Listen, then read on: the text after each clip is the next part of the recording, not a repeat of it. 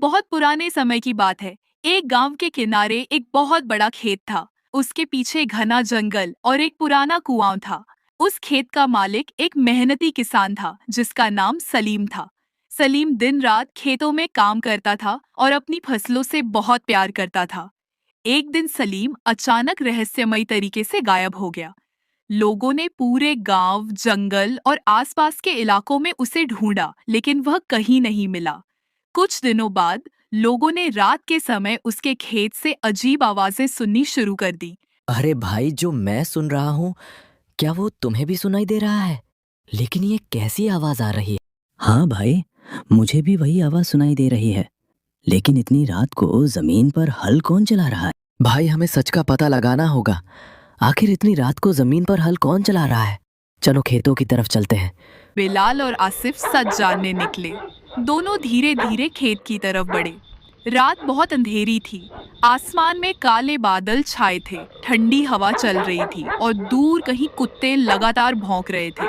जैसे ही दोनों खेत के पास पहुंचे, अचानक उन्हें हल चलने की आवाज सुनाई दी। बिलाल कांपती हुई आवाज में बोला, आसिफ भाई, मुझे लगता है कि वाकई यहाँ कोई है। चलो आगे चलते हैं। दोनों धीरे धीरे फसलों के बीच आगे बढ़े। फिर अचानक दोनों की नजर एक अजीब नजारे पर पड़ी। एक लंबा काला साया खेत में हल चला रहा था।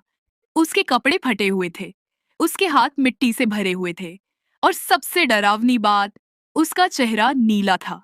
दोनों के शरीर ठंडे पड़ गए।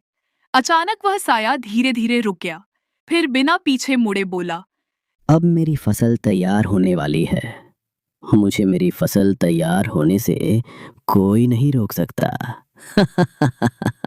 अरे, ये तो भूत है। ये तो हमें जिंदा नहीं छोड़ेगा। अचानक वह चीज बहुत धीरे अपनी गर्दन घुमाने लगी। अब उसका चेहरा सामने था। वह सलीम था, लेकिन उसकी आंखें पूरी लाल थीं। मुंह बहुत ज्यादा खुला हुआ था।